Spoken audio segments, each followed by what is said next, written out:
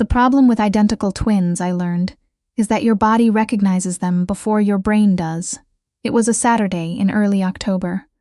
One of those crisp Vancouver mornings where the mountains look painted and the air smells like cedar and cold water, when I made the mistake that changed everything. I was standing in the lobby of the Fairmont Pacific Rim with a tray of fabric swatches balanced in one arm, and my phone wedged between my ear and my shoulder, half listening to my project coordinator talk about lead times for custom millwork, when I spotted him across the lobby. Or who I thought was him. I'd been dating Callum Voss. No, wait. I need to back up because his last name matters, and it matters in a way I didn't fully understand yet. I'd been dating James Alderton for 6 weeks. 6 uncomplicated, genuinely lovely weeks. James worked in sustainable forestry consulting, which sounds boring until you watch someone's eyes light up, talking about old-growth corridors and carbon sequestration. He texted me good morning without fail. He remembered I took oat milk in my coffee. When I had a brutal client presentation, he showed up at my studio afterward with Portuguese chicken from Nando's and didn't ask me to talk about it unless I wanted to.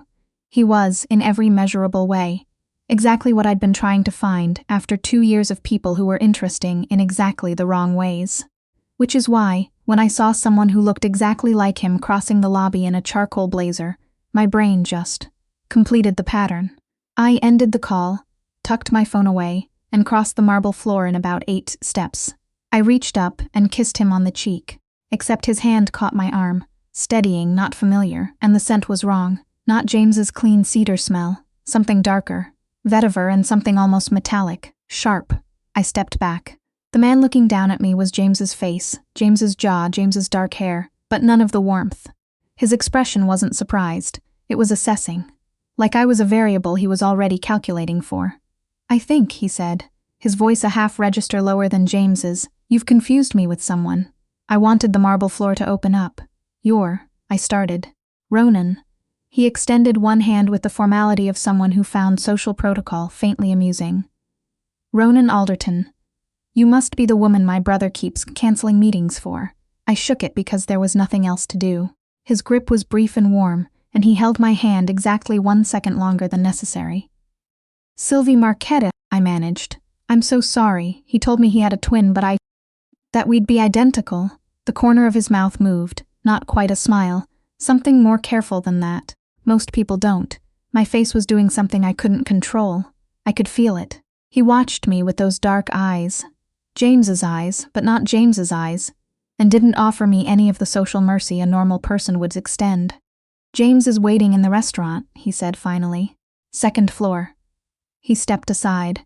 I walked past him toward the elevator, with what I can only describe as the controlled dignity of a person who has just kissed a stranger in a hotel lobby and is now actively choosing not to think about the fact that it felt different. James was already halfway out of his chair when I appeared. He kissed my cheek, pulled out my chair, started telling me about the drive-in from North Vancouver. I smiled and nodded and thought about none of it, because James had told me about Ronan in passing, the way you mention something you're not sure how to explain. My twin. He runs the other side of the family business. We're not very similar. He'd said it with a careful lightness that meant the opposite. He'd said I should meet his parents soon, that Sunday dinners at the family house in West Vancouver were a thing, that I should be prepared for a lot of opinions and good food. He had not adequately prepared me for Ronan. The Alderton Sunday dinner was 2 weeks later. I drove out the Lions Gate that morning, the water gray-green below me, and spent the whole drive telling myself this was fine. James came from money, old Vancouver money, the kind with a family home in Dunbar and a Whistler chalet and business interests that were never quite fully explained. His father, Edward, had built something called Alderton Capital that dealt in private equity and real estate. His mother, Helen, sat on 3 nonprofit boards and had the serene confidence of a woman who had never once doubted whether she belonged in a room. I was a 31-year-old freelance textile designer from a family of Italian-Canadian teachers and municipal workers. My mother still lived in the house in Burnaby, where I grew up. My biggest professional win to date was a commercial interiors contract with a Yaletown restaurant group. I parked in the circular drive and sat in my car for a full 2 minutes. The house was what you'd expect. West Coast modern, all cedar and glass, overlooking the water from a ridge in West Van. The kind of architecture that whispers its price tag instead of shouting it. James met me at the door. He was nervous in a way I'd only seen once before, the day he'd had to present to a room full of BC government forestry officials. He kissed me hello and kept his hand on my back as he walked me inside. Helen was exactly as I'd imagined, warm but precise. She hugged me with genuine affection and then held me at arm's length, like she was reading something. "James talks about you constantly," she said. "I was beginning to think you were fictional." Edward shook my hand and asked me 2 pointed questions about the commercial textile market that told me he'd actually looked me up. James's sister Clara, a family lawyer in her mid-30s, assessed me with professional patience, and then said something that made me like her immediately. "Don't let mother feed you until you can't move. It's a dominance thing." James's youngest brother Elliot, 24, and in his second year of a UBC MBA, announced that I was much cooler than James's last girlfriend, who had apparently once described skiing as spiritually oppressive. I was almost relaxed. Then I heard the front door, the particular kind of quiet that falls over a room when someone certain of their own authority enters it. Footsteps on the hardwood, measured, unhurried. Edward straightening almost imperceptibly. Helen's expression shifting to something fond but wary. Clara looking up from her glass. Ronan came through from the entry hall in dark trousers and a white dress shirt open at the collar, no jacket. In the warmth of the family dining room, with its Douglas fir ceiling and the Pacific rain starting outside the floor to sailing windows, he looked at once completely at home and entirely apart from it. His eyes found me immediately. I was prepared this time. I stayed in my seat. He crossed the room, greeted his parents, nodded at Clara, said something in a low voice to Elliot that made his brother laugh. Then he looked at me. "Sylvie Marchetti."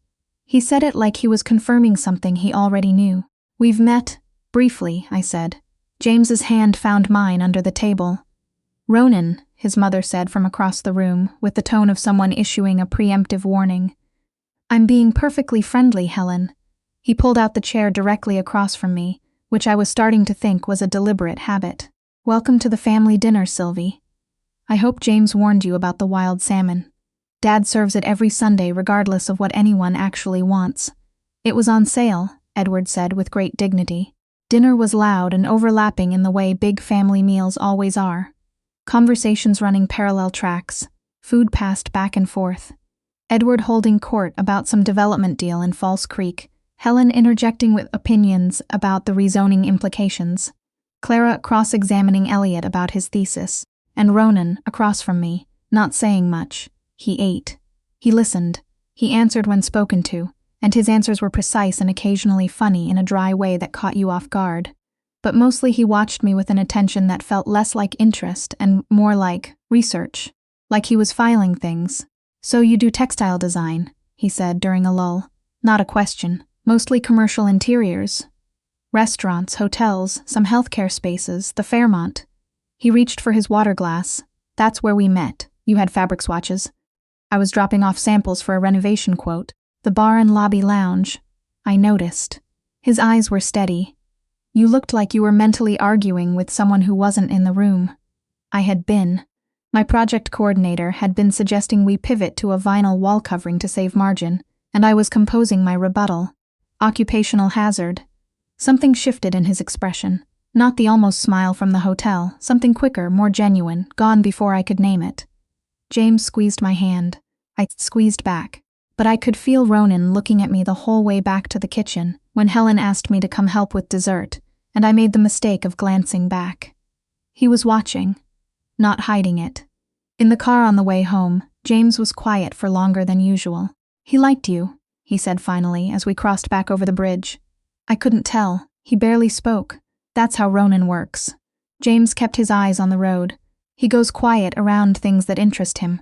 Around everything else, he's running the room. He paused. "I've watched him do it since we were 8 years old." I didn't know what to say to that. Didn't say anything. Watched the lights on the water below us and thought about how a man I had known for 45 minutes had made me feel like I was being read.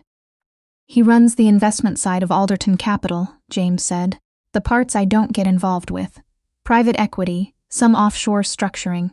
The kind of deals that never quite make it into press releases. He said it carefully. He's very good at what he does. He seems like someone who's very good at most things. James laughed, but it came out wrong. Yeah. He reached over and took my hand. Just be careful around him, okay? Ronan collects things. I don't always mean that generously. I said of course. I said it didn't matter. I said I was tired and the dinner was lovely and his family was wonderful.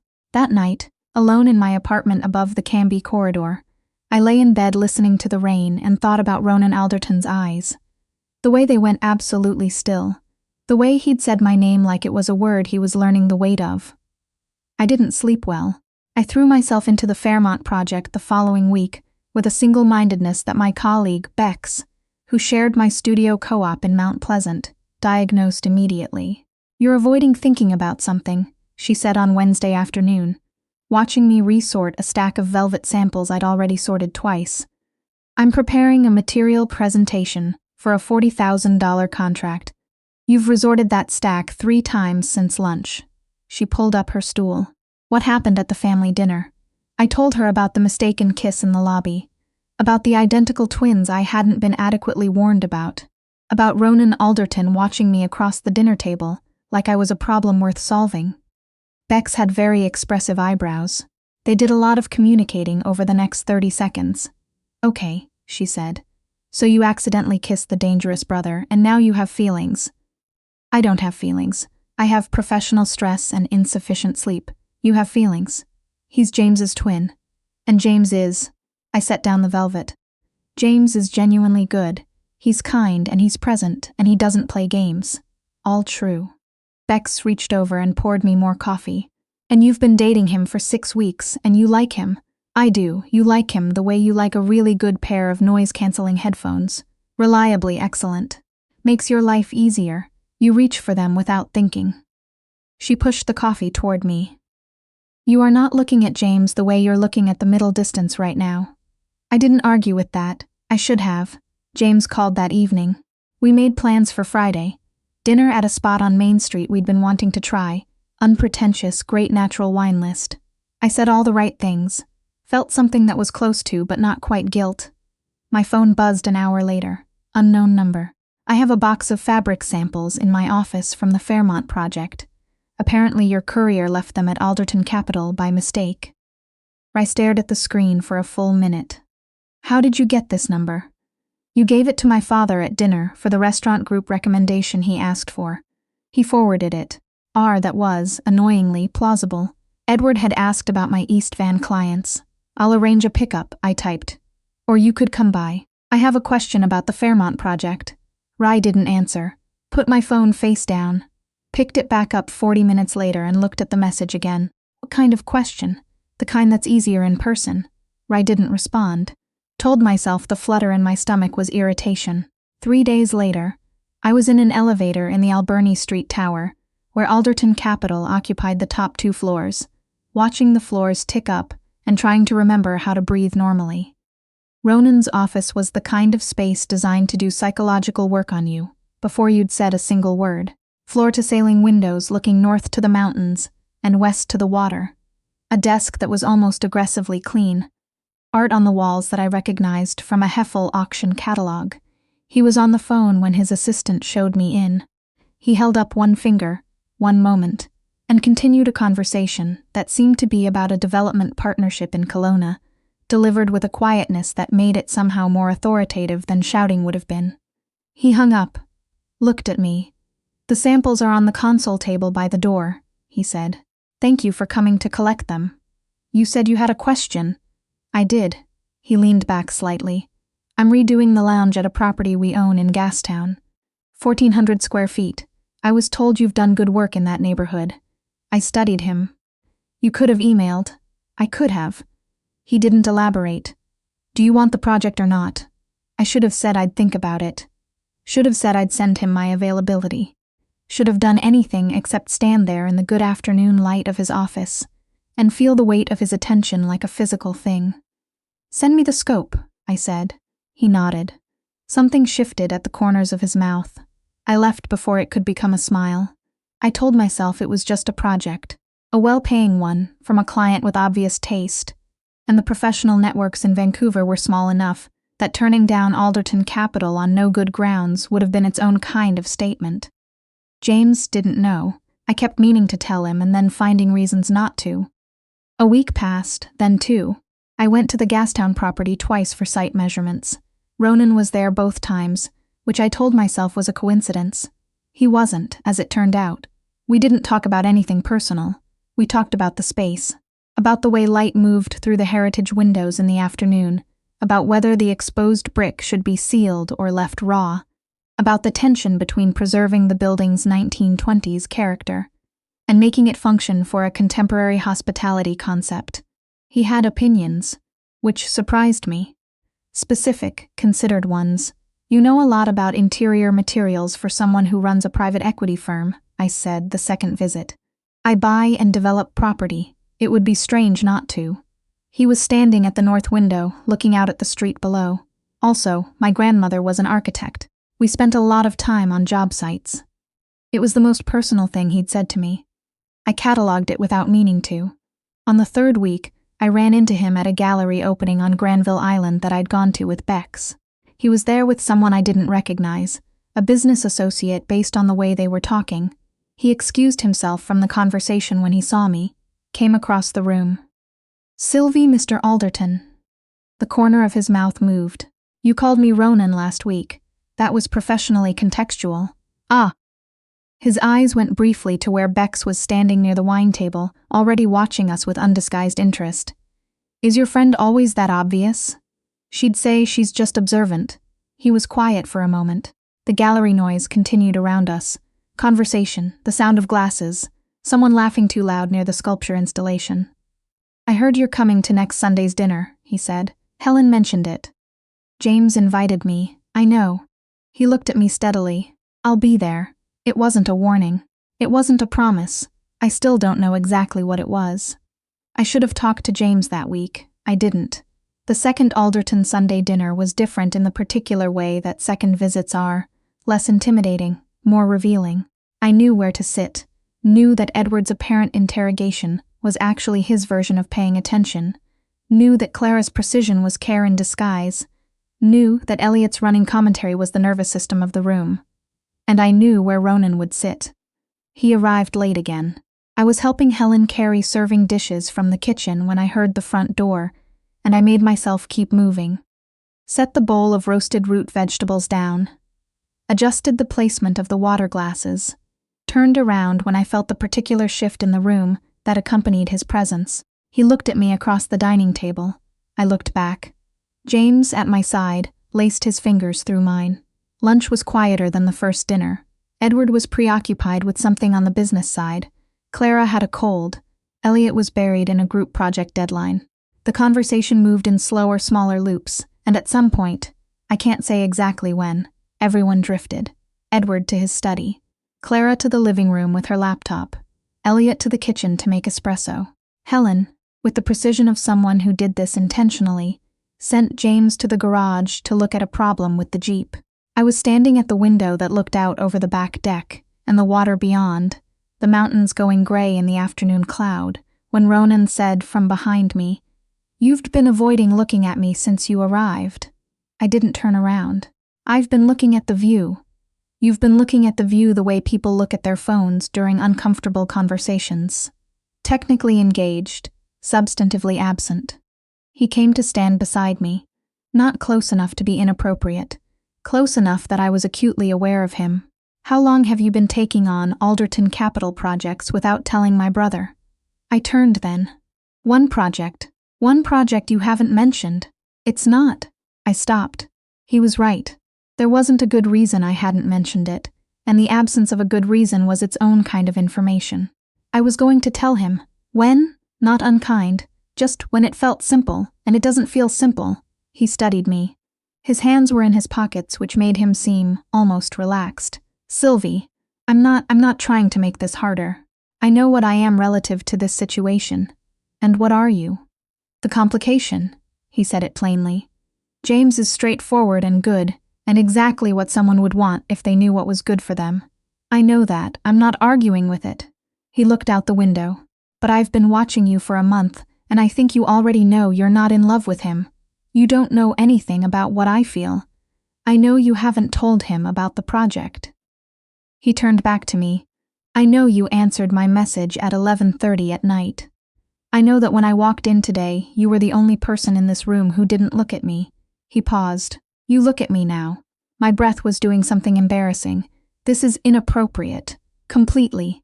He didn't move. "Sylvie, I'm not going to do anything. I'm not going to make a move and create a situation you have to manage. I wanted you to know that I see it. What's actually happening.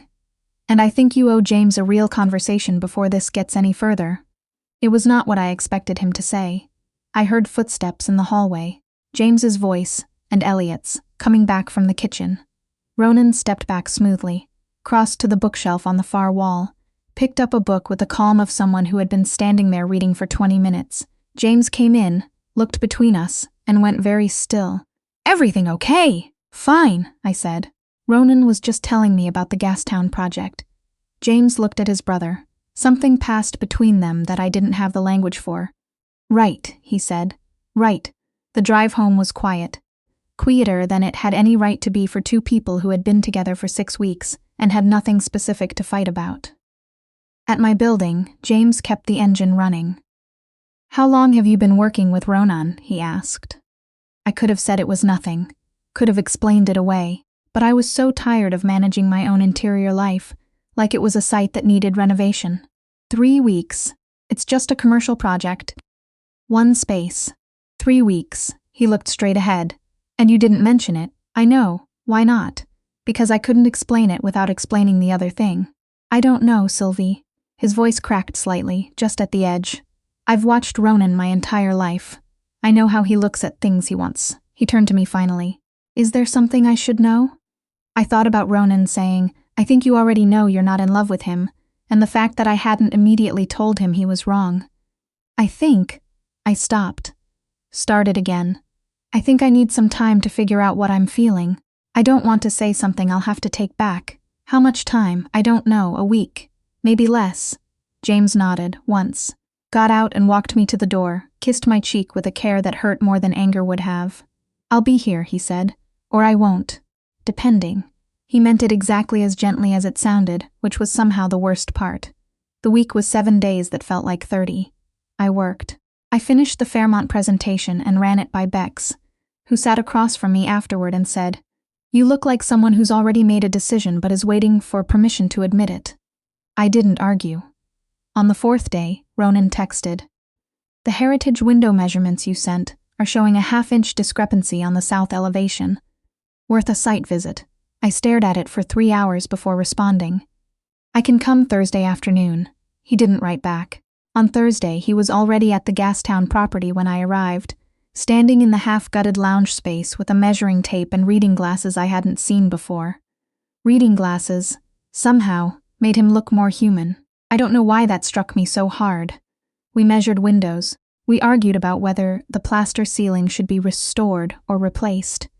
It was a completely professional conversation that had nothing personal in it, and I was so distantly aware of him the entire time that I put the tape measure down at the wrong end of the room and had to go back for it. "You're supposed to be thinking," he said when I got back. Not accusatory, observational. "I am thinking about the ceiling, among other things."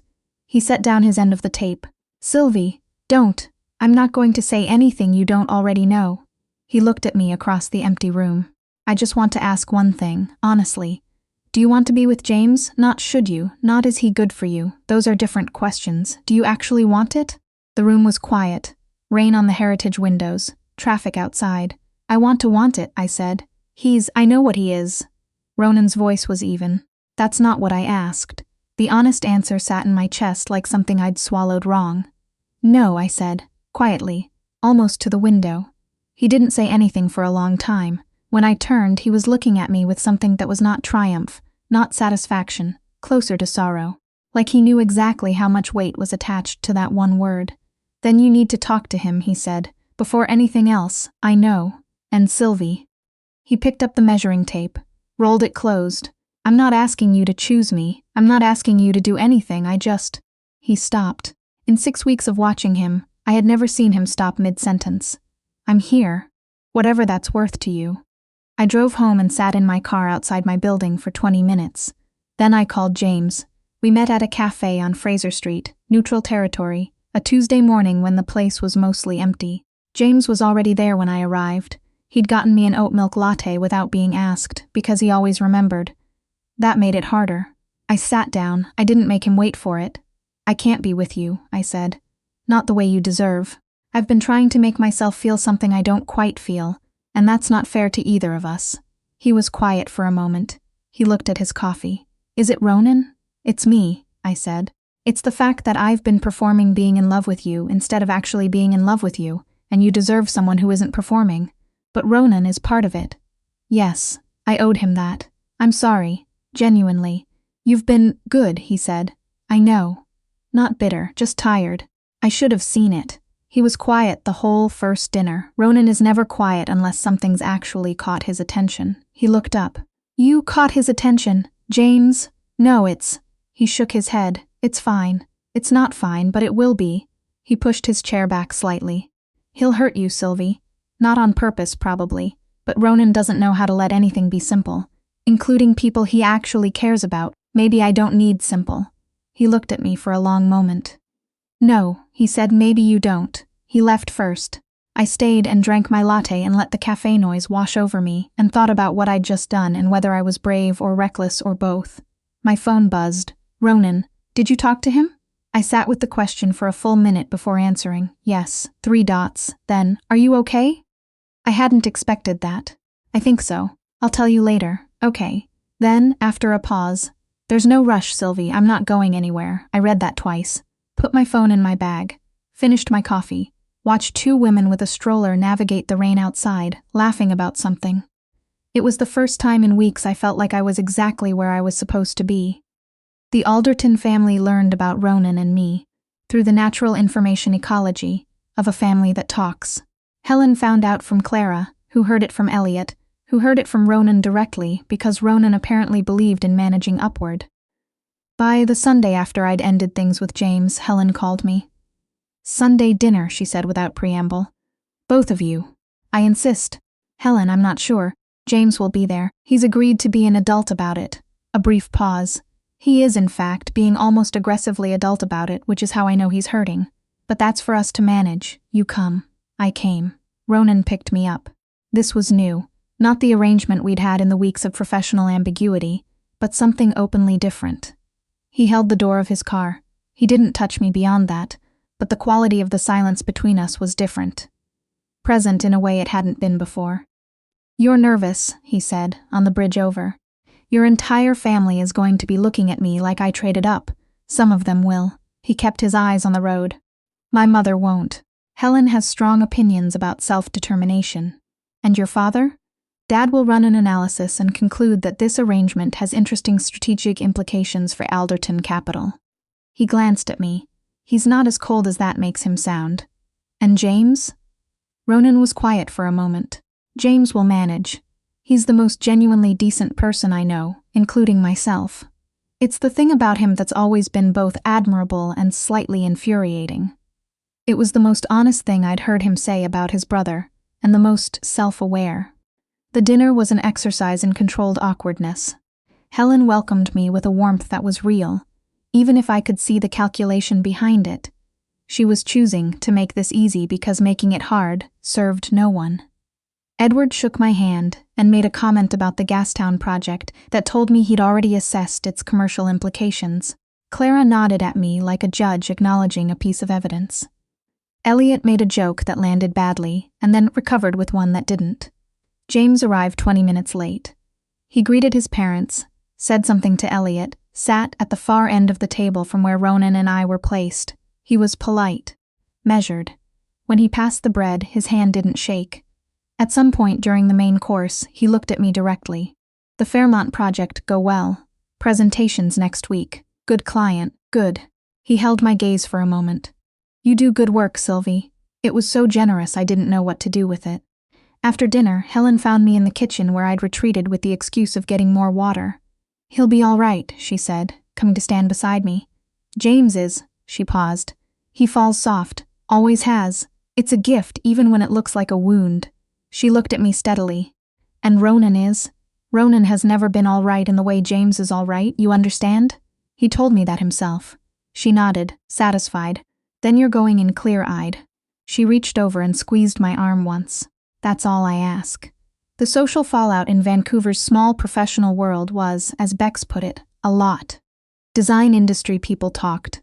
A couple of clients went inexplicably quiet on callbacks for 3 weeks, which I clocked but couldn't prove was connected. Someone posted something thinly veiled about trading the sustainable brother for the private equity one in a design industry group chat, which Bex screenshotted and sent to me with a single eye roll emoji. I didn't tell Ronan about it at first. He found out anyway. I still don't know how, because I've stopped asking how he knows things, and sent a 3-sentence email to 2 of the firms in question that, judging by the fact that both of them contacted me within a week with renewed interest, was exactly as direct as I would expect from him. You can't do that, I told him. I didn't threaten anyone. He was making coffee in his kitchen, which was where he did his best thinking. I just clarified some professional relationships. That's an incredibly smooth description of what you did, Sylvie. He turned around. You've spent 10 years building something on your own. Nobody gets to take shots at it because of who you're seeing. He handed me a cup. That's not control. That's just accurate. It should have felt like being managed. I keep waiting for it to feel like being managed. So far, it mostly feels like being seen. 5 months in, I found out about the baby on a Wednesday at a walk-in clinic on Commercial Drive. Because I'd been putting off booking with my actual GP, and the nausea had gotten bad enough that I'd finally given in. The physician was matter-of-fact about it. 8 weeks, based on the dates. I sat in the paper-covered examination bed for a long time after she left. Then I called Bex, not because she could do anything, but because I needed a voice I trusted while I figured out how I felt. Okay, Bex said when I told her. Options, I know. Do you know what you want to do? I looked at my hands on my knees. I think I do. Yes, and Ronan? That was the part I didn't know. We'd been together 5 months. The relationship had moved faster than its timeline suggested. We'd gone from professional to something significant without many of the intermediate steps that normally provide scaffolding. A baby at 5 months was not in any version of the plan. I told him that Thursday night, at his Yaletown penthouse, while he was cooking. He'd developed this habit of cooking on Thursdays, which I'd come to understand was how he decompressed at the end of the week. Absolute precision applied to something with actual texture, actual flavor, actual human stakes. Ronan, I set down my fork. He looked up, saw my face. Set down the spatula. I said it plainly because there was no version of this that benefited from preamble. I'm pregnant, 8 weeks. The kitchen went very still. He looked at me for a long time. His expression did something I had only seen it do twice before. It lost its management. Just for a moment, just the outer layer. You're keeping it, he said. Not a question. He already knew. I'd been sitting across from him for 5 months. He reads me faster than I read myself. Yes. He crossed the kitchen in 4 steps and held me, which was not something Ronan Alderton did without intention. He was not a careless man. Every gesture meant something. Okay, he said against my hair. Okay, we figure it out. You don't have to, Sylvie. His arms tightened. Stop finishing that sentence. I stopped finishing the sentence. He told his parents the following Sunday. Helen cried, which she blamed on the Pinot Noir, and which had nothing to do with it. Edward calculated something internally, and then offered to set up an education fund, which I tried to decline, and which he did anyway. Clara asked questions about my healthcare coverage, with the focused energy of someone who was about to research something comprehensively. Elliot said he was going to be, functionally, the best uncle, and then immediately amended it to at least tied for best uncle, with a glance at James's empty chair. James came to dinner 3 weeks later. Helen had clearly orchestrated it. She had a gift for creating the conditions in which difficult things became possible. He looked at me across the table, at the way Ronan's hand rested at the back of my chair, at the small, not yet visible fact of what was happening. He raised his glass, once, toward us. Brief, not theatrical. I found him in the hallway later getting his coat. James. He turned. I'm sorry, for how it happened. For the 3 weeks I should have said something and didn't. He was quiet for a moment then. I know you are. He looked at me levelly. I'm not there yet, completely, but I'm going to be. He glanced back toward the dining room, where I could hear Ronan and Elliot in an argument about something NHL related. He's different with you. Whatever you want to make of that. I didn't know what to make of it. I held it anyway. The baby came in late May. A son, 3 days overdue, which I spent increasingly annoyed about, and which Ronan spent increasingly anxious about, in a way he tried very hard to disguise and failed completely. He was at the hospital for 31 straight hours. He held my hand through the parts that required hands. He told a nurse who asked him to wait outside that he would not be doing that, in a tone that closed the matter. When our son was placed on my chest, still furious about the whole situation, Ronan sat on the edge of the hospital bed and looked at him with an expression I had never seen on his face. All the careful management gone, just undone. "Hi," he said very quietly, to this person he had just met. I watched Ronan Alderton, who ran private equity deals in 12-point font and kept 3 lawyers on retainer, completely forget how to maintain any kind of composure, and I understood something I'd been circling for months. He had not wanted me because I was a challenge. He had not been patient because he was calculating. He was exactly what he'd told me he was, in the Gastown property with rain on heritage windows. Someone who, for the first time in a long time, had felt something real and hadn't known what to do with it. "Theo," I said, the name we'd agreed on, Ronan's grandfather's name, which I'd proposed and he'd accepted in about 4 seconds, which was the fastest I'd ever seen him agree to anything. "Theodore James Alderton." Ronan looked up at me. "The James was your idea. It seemed right." He looked at our son again. Something crossed his face that I would later spend a long time trying to describe accurately, and ultimately just call becoming. James came to the hospital that afternoon with Helen and Elliot. He stood in the doorway, hands in his jacket pockets, taking in the scene with the careful composure of someone who had done real work to get there. "He looks like both of you," he said, "which is going to be confusing." "Elliot already made that joke," Ronan said. "Ronan, I've been making your jokes longer than he's been alive." James came fully into the room and looked at our son with the expression of someone meeting a person they've decided to be good to. "Hello, Theodore." He glanced at me. "Good choice of name." "Thank you," I said. He nodded, looked at his brother. Something passed between them that I didn't try to read. That was theirs. That evening, when the family had gone, and Theo was sleeping in the bassinet beside the hospital bed, Ronan sat in the chair with his long legs stretched out, and his jacket thrown over the back, and his reading glasses on top of his head, and he looked more at ease than I had ever seen him. "You should sleep," he said. "I'm not tired. I was exhausted. Tell me something. What? Anything. I don't care." He thought about it. "When I was 12, he said, I broke my arm falling out of a tree in the backyard. James talked me down from the tree first, then went inside and calmly told Helen I needed a hospital. He didn't cry. I was crying. He just handled it. He was quiet. I've spent 20 years thinking that made him stronger than me. And now?" He looked at Theo, at me. "Now I think there's more than one way to be in the world," he said, "and some of them just take longer to figure out." The rain had started again outside. Vancouver rain, soft and relentless, the kind that sounds like it has something to say. I listened to it and thought about a hotel lobby in October, about fabric swatches and the wrong face, and the one true second before everything got complicated. Some mistakes aren't really mistakes. Some of them are just the beginning, wearing the wrong name until you're ready to call them what they are.